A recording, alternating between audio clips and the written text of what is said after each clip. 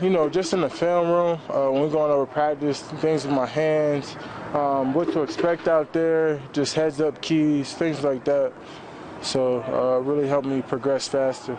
You obviously, I mean, you had to say goodbye to some guys during training camp roster cuts, but is this the biggest kind of wake-up call or whatever you want to call it about what the NFL is kind of? Yeah, I mean, people have been looking for my welcome to the NFL moment.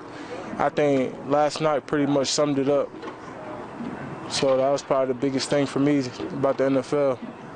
Something wrong with your hand or it's taped up? Nah, nothing's wrong with it. You know, you just battle, in my position, just battle a lot of things with your hands and things like that. So just for precaution, you know what I mean? Back right now, they were there and then they obviously traded down. Yeah, I mean, all pre-draft, they seem very interested. Saquon, my buddy, met with him a lot, talked to him a lot, said they was really interested, called me pre-draft saying, I hope you fall to us.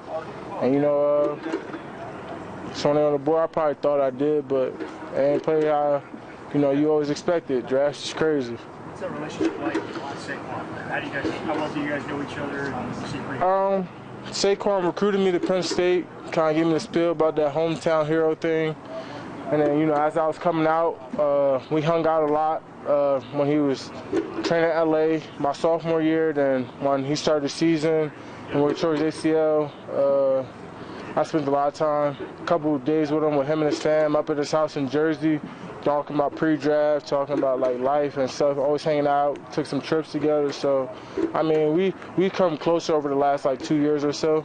And, you know, we kind of like the same person. What's that like going against a buddy like that? He's played really well last week. Now it's your job to stop him, but at the same time, I know you probably want him to succeed in life too. Yeah, of course. I mean, playing friends is always tough, but at the end of the day, he got a job and I got a job, and we both got to do our jobs, or, you know, it's a risky place to play in. So, I mean, he knows what it is, and at the end of the day, we both competitors, ultimate competitors. So I know he's going to give me his best shot. And I know when we meet up in the offseason, I don't want him to have that upper leverage and stuff. So I'm going to make sure I do my best against him. What challenges does he present to you? You don't take the decision not to draft him personally or anything? Business? Yeah, it's business. It is what it is. You know, everybody got their personal choices, but, you know, it ain't no motive or motivation. I just know every time I'm going to come out there, I'm a ball. So, I mean, they made their decision. Dallas made their decision. I think Dallas made the best decision, and I'm going to just, you know, show them why they keep making the best decisions. What's Saquon said about staying in the home state as part of this pitch?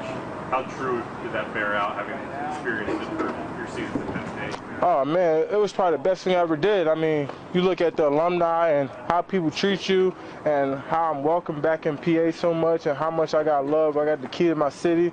Pretty sure Saquon did too. I mean, it's a whole different, like, love that you get when you do it for your hometown, whether you leave your state and play for someone else. Like, they want to see you succeed, they want to see you play, and they're going to want to see you do at the next level. So that goes for any hometown guy. Like, you from PA or you from them Outer Banks where you should go to PA school, like Penn State, I unbelievably, no doubtly would do it.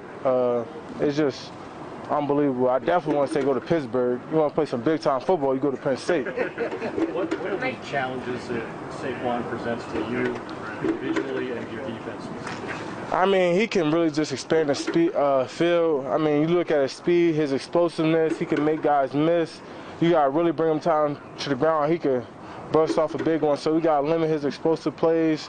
And, you know, I know he's one cut away from making them. You know, from me watching him from high school to college and in the NFL, he's one cut, one play from making a play that's going to impact the game. So we just got to limit those as much as possible and get them to the ground.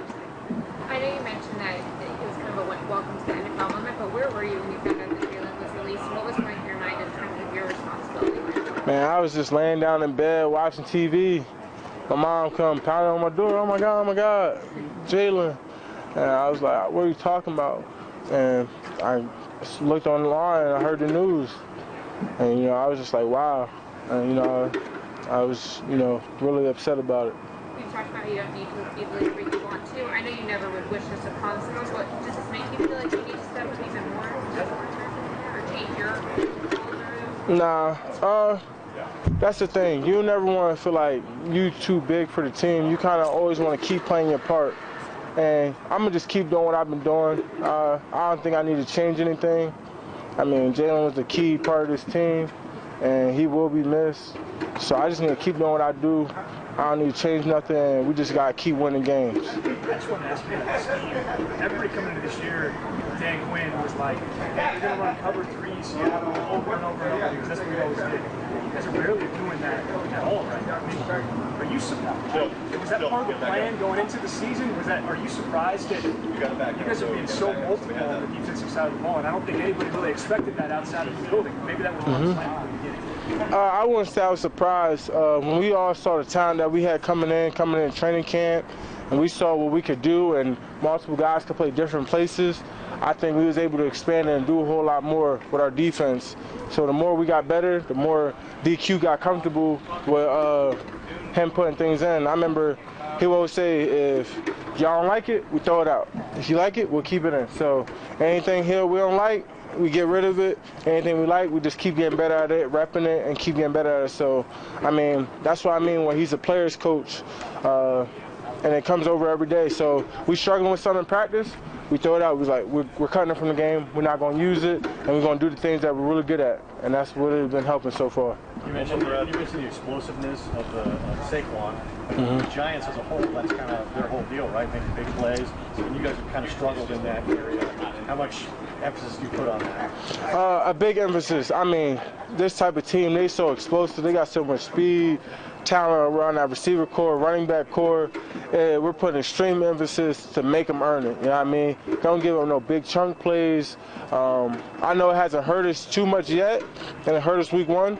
So this week we're really emphasizing on cutting them down and, making them earn and making them earn every yard they get. And, they're going to have to do it at home.